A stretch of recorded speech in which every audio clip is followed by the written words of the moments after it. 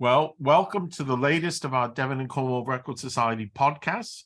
And we have up with us today Sam Drake, who has been doing interesting work in Cornwall for a bit of time now.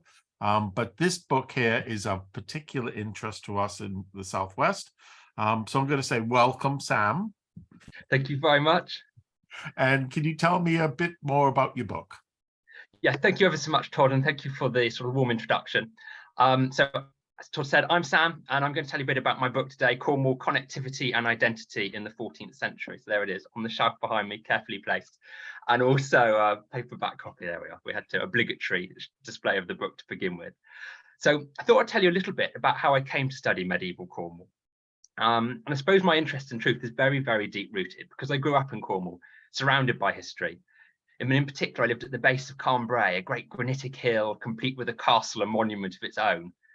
When I went to study history at university, however, I have to come clean and say I was especially interested in Byzantium and the imperial age of Venice. Once I began my studies, one of my first lectures was delivered by Professor Nigel Saul at my university. I thought his courses were brilliant. And in my third year, I took a module with him about Richard II's reign. My dissertation was attached to this. And I asked if I could study Cornwall during Richard II's reign. Nigel said yes, and I was away. So in my master's, I continued research in Cornwall, completing a study of Foy during the 100 Years' War, where I considered subjects such as the defence of the realm, the activities of pirates. And from this, I went on to study towards my doctorate, on which this book is based, although much edited. And during my PhD, I did all the associated things, attended conferences, published articles, presented papers to the Institute of Historical Research.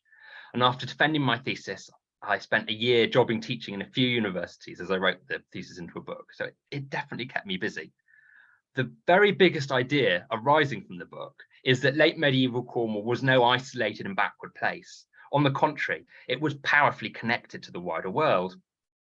Writing to his friends in the papal court at Avignon in 1327, however, Bishop Grandison of Exeter, and Cornwall held a place in the See of Exeter in the Middle Ages, Bishop Grandison lamented that Cornwall was not only the ends of the earth, but the very ends of the ends thereof. And it was certainly true that Cornwall was highly distinctive. In the later 14th century, Thomas Carmano, a son of a leading local knightly lineage, even claimed that his family had borne the heraldic arms since the time of King Arthur. The peninsula's residents had an immensely strong identity of their own, one shaped by saints' cults, miracle plays, Arthurian myths, Cornwall's many landscapes, and the writings of chroniclers and historians. And I explore all these subjects in the book. Yet the identities and lives of each and every Cornishman and woman were powerfully shaped by their place in a wider world. So politically, the final years of the earldom of Cornwall were the most turbulent in its history. For over 30 years, the lordship bounced between the crown, Piers de Gaveston, Edward II's great favourite, Queen Isabella, and John of Eltham. This was the backdrop to which Edward III raised the earldom to a dukedom, the duchy, in 1337, and vested the lordship on his son and heir, Edward of Woodstock, better known to posterity as the Black Prince. And for nearly 40 years, the prince governed Cornwall assertively, even having the pigs who were undermining Launceston Castle's walls and the moss and the lawn at Restormel Castle dealt with. On the prince's death in 1376, the lordship passed to his son, Richard, whose reign as Richard II was riven with faction, tyranny, and finally deposition, bringing the Lancastrians to the throne and the future Henry V to Cornwall. These political changes reverberated through Cornwall, while at the same time Cornish folk sought to mould the workings of the king's government there, rendering the peninsula no isolated place. And all this brings us to the idea of connectivity between Cornwall and the wider realm. That is the movement of people, goods, and ideas across the peninsula, the realm, and beyond. So I uncovered a remarkably rich network of connections between Cornwall and the wider realm. So in the later Middle Ages, there were Cornish diplomats, war captains, shipmasters, stewards, judges, bishops, London aldermen, rebels, vice admirals, and of course, lots of pirates who were on the move. All these Cornish careerists and the links they created constituted a form of connectivity, one that linked Cornwall to a far wider world. So every time I began researching a different form of connectivity, that be royal, maritime, military, and so on, Cornwall did me proud. The depth and breadth of such links was quite striking, creating a connected whole greater than the sum of its parts. And in many ways, what I was studying is what we could term the medieval Cornish diaspora, with its rich and varied networks of interaction and exchange. And throughout the book, I found myself writing about wonderfully named individuals, such as Sir Thomas Lercedecney and Sir Otto Bedrugen. And many of these folk had characters just as striking as their names, including Justice John Penrose, a judge whom the king sent to prison on no fewer than 3 occasions because he kept breaking the law. Mark Micklestowe, who despite serving as a justice of the peace, often committed piracy at sea, even becoming a pirate admiral under Henry IV. And Marjorie Trevithick, who as a widow ruled a landed estate and engaged in the tin trade for her own enrichment. The list goes on and on, I won't though. My book brings all this material together in the first book-length study of medieval Cornwall for over 60 years. And in considering all these subjects, I sought to show that Cornwall was strikingly distinctive, but that at the same time, it was a place powerfully connected to a wider world. And indeed, it was this combination of these twin aspects of the peninsula, as both distinctive and connected, that made late medieval Cornwall what it was, a quite remarkable place. So that gives you a little bit of an overview of what the book covers. And did you feel that the connectedness was hindered at all by the Cornish language? It's an extra question. I hadn't warned you. No, good question. No, not really, actually. And I think one of the surprising things is the absence of comments about problems with Cornish people in other parts of the realm interacting. One of the things that was incredibly helpful, of course, was the distinctive toponymic surnames, so place name surnames that Cornish folk had, which enabled me to track all sorts of people all over the realm through military records. And I'll talk a little bit about the sources I use. So that was very helpful for me as a researcher. And clearly, a great many of the people in Cornwall who had set up shop either in London or in Exeter or went on to fight as war captains in the 100 Years' War in France, they all remember Cornwall. So there's clearly has in their wills, they keep connections. There's a very the peninsula exercises a very strong pull on their identities and their sense of self. But I didn't get much sense that the Cornish language acted as any kind of impediment, really.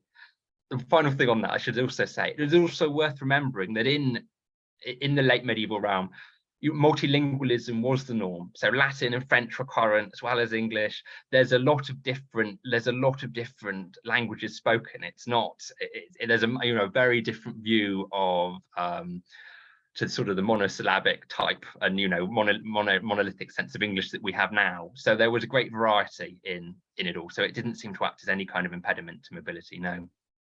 Because in a way, you're kind of describing not pure Cornwall, but Cornwall at a height or at a place where it's diminished in the 16th century when it starts to lose the language, and it's an interesting question. Such a unit, isn't it?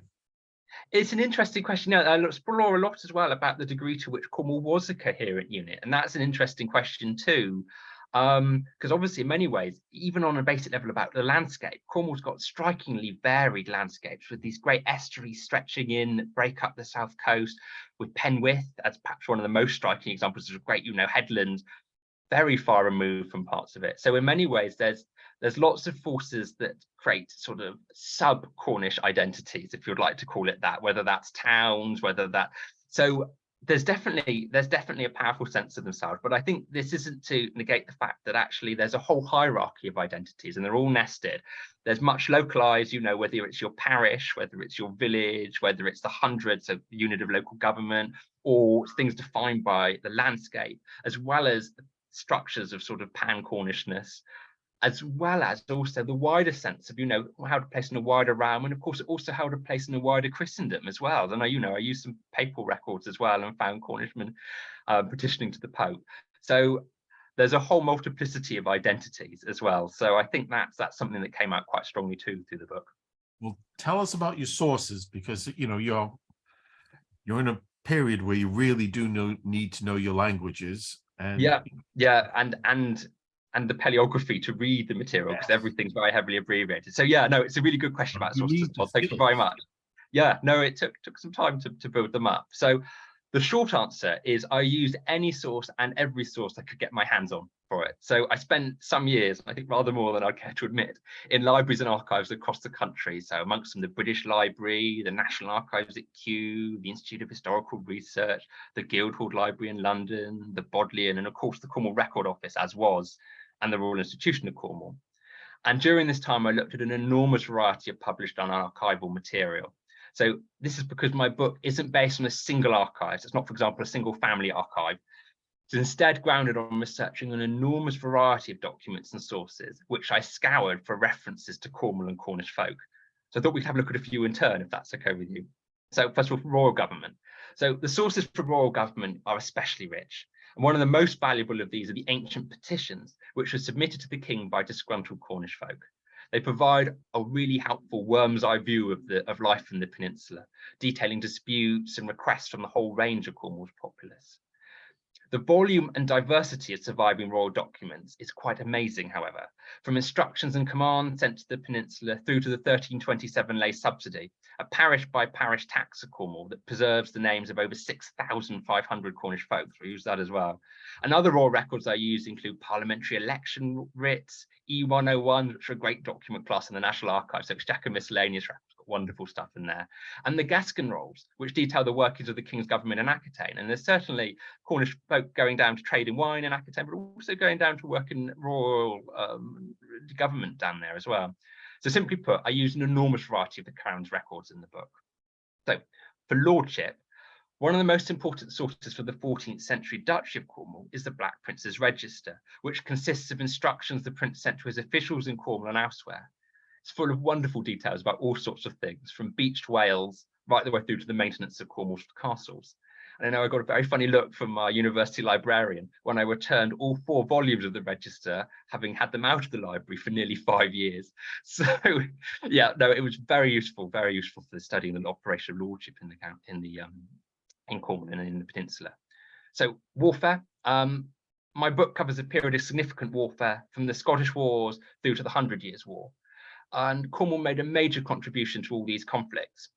So to study the Cornish gentlemen who fought for the king, I used the horse inventories and the Restorio Equorum accounts. So the horse inventories consist of an initial appraisal of the army's war horses, seeing their value, seeing their condition, even things like they've got both their eyes in as well. There's wonderful records to sort of colour of the horse and its health. And the latter lists consist of lists of horses lost on campaign. So the crown essentially would pay out to leading gentlemen who'd lost their horses at war. There's other sources too. Those were very useful for studying the gentlemen who fought. For the war at sea, however, the naval payrolls that list the ships that the crown impressed, so that is compelled to sail under the king's command, were essential. And they record thousands of Cornish mariners who sailed for the king and fought in the king's fleets. But throughout much of the 100 Years' War, however, Cornwall held a place on the front line of the conflict. I therefore studied raids on the peninsula through chronicle accounts and royal instructions regarding the defence of the realm. There's a rich range of stuff there around warfare. For commerce, so when I was considering commercial connections between Cornwall and the wider realm, I looked at the coinage rolls, which record those folk, chiefly Cornishmen and women, who paid coinage duty, so tax on tin, analysing who these people were and their scale of interest in this metal. I also study lists of Exeter freemen, the chancery certificates which record debts and debtors across the realm, and many records from medieval London. So a sizable group of Cornish folk set up as London brewers, I found. And I made great use of the London's Brewers book, and there were lots of records to feasting and, as you can imagine, beer, which was very entertaining. For the law, legal records contain all sorts of amazing details. So I used the records of the King's Bench, for example, which detail some of the most serious crimes committed in Cornwall and the wider realm. The assize rolls proved invaluable too, with all their details about civil pleas and titles to land heard by the justices who travelled to Cornwall on the king's command, while the jail delivery rolls record the names of those Cornish folk tried at Launceston for serious crimes committed in Cornwall. There's an enormous wealth of material and legal records. It's huge. And I use these records to explore the complexities of Cornwall's legal culture, which was at one and the same time law-abiding, litigious, and lawless. The church. For studying the operation of the church in the peninsula, the registers of the Bishop of Exeter proved absolutely invaluable because Cornwall held a place in the See of Exeter in the Middle Ages. They not only record the appointment of incumbents to parishes, but they have all sorts of other matters from local disputes through to tax collection and personal correspondence. My big advice is never underestimate a good bishop's register. Really, really, really useful source. For maritime interests, and so when researching Cornwall's maritime interests, the Haveners accounts of the earldom and duchy of Cornwall, published of course by the Devon and Cornwall Record Society, proved essential to my studies. I use other customs accounts in the National Archives too, and I found some nice material about the tin trades through Southampton and the port books of Southampton. The many, many investigations into the activity of pirates also kept me busy. I have to come clean and say it was especially good fun researching direct action at sea, and I covered lots of material about Cornwall's redoubtable pirates. So the twin themes of connectivity and identity run throughout my book, and so by necessity, I drew on an enormous variety of other sources, including medieval maps, Cornish language miracle plays, the writings of chroniclers and Tudor historians, and even canting heraldry, so that is heraldic arms that pun on the name and properties of their owners. So one of Cornwall's knightly families, the Arundels, for example, included a depiction of a wolf on their seal, punning on the name of their manor, Trembly, the farmstead of the wolf. So I think I'll stop there for the sake of the listener, but I hope that gives you a bit of a sense of how I researched the book and the range of sources I drew on to do so. Well, I'm so sorry to admit it, but Cornwall doesn't have as much of a written literature as Devon. We've got more histories, but I think what's interesting with Cornwall, there's some really strong personalities. A.L. Rouse, Wetter, Mary Coate, Henderson, Oliver Padell. Now, very distinct work. So with all of the stuff that has been done, which isn't as much as we want, we always want more than we've got. You always want somebody else to do some more work. What sort of big surprises did you see that people hadn't thought of before? Yeah, no, it's a good question. Thank you. So I think really the biggest surprise was the degree to which Cornwall was connected to the wider world. And I found that really quite striking running through the book. So I think I'll just give an example. The life of Sir Richard Surgeau, whose family seat lay near Bodmin, provides a nice example of this. So Sir Richard served many times on royal commissions in the peninsula, representing Cornwall in no fewer than 10 parliaments. Along with his kinsman John, he sailed to France and fought there with the Black Prince, who showed his appreciation of his service by rewarding him with seigneurial office at home, so office in the duchy at home. Sir Richard tenaciously defended his patrimony in both the local and central courts, while finding the time to engage in extraction, selling, and shipping of tin. And he certainly put his landed, mineral, and marine resources to good effect. So he married well twice, the first time securing the hand of a Bedrugan heiress, so the Bedrugans were one of Cornwall's other great knightly families. And then after her death, marrying Philippa, the illegitimate daughter of the Earl of Arundel. Sir Richard's deathbed grant of 1393 bore witness to his wealth of good connections. So the agreement was made in London and witnessed by William, Lord Bottrow, another leading Cornish knight, and Guy Mohun, the subsequent keeper of the Privy Seal and Bishop of St. Saviour's. And Sir Richard charged his two kinsmen, Michael and John Surgeau, along with Edward Courtenay, the Earl of Devon, and Thomas Arundel, the Archbishop of York, to dispose of his goods in accordance with his wishes. His estates were later to pass to his daughters, one of whom, Alice, was to marry the Earl of Oxford, while another, Elizabeth, was already betrothed to the Essex lawyers to William Marney. This was a super connected family. And I think to answer your question, I found the fact that Cornish connectivity created a grand arc, a whole greater than some of its past, most surprising. And by laying all these different lines of connectivity, military, commercial, maritime, legal, against each other, I managed to get an in-the-round picture of the wealth of connections between Cornwall and the wider world. And I think this is surprising for me, and I hope surprising more generally for this historiography, because it radically changes our view of the peninsula. Medieval Cornwall was no backward, isolated, and unchanging place at the ends of the earth. Far from it. It really was powerfully connected to the wider world, and an enormous number of people were on the move. It was a much more dynamic place than that construct of this unchanging land allows for. Wow, it's fascinating. It's absolutely fascinating. And and when you get to a point with your work where you see all the people before you, Borlase and Carew and everybody who sort of contributed something, and you wonder what they would think. Yeah, Borlase would be fascinated to read your book.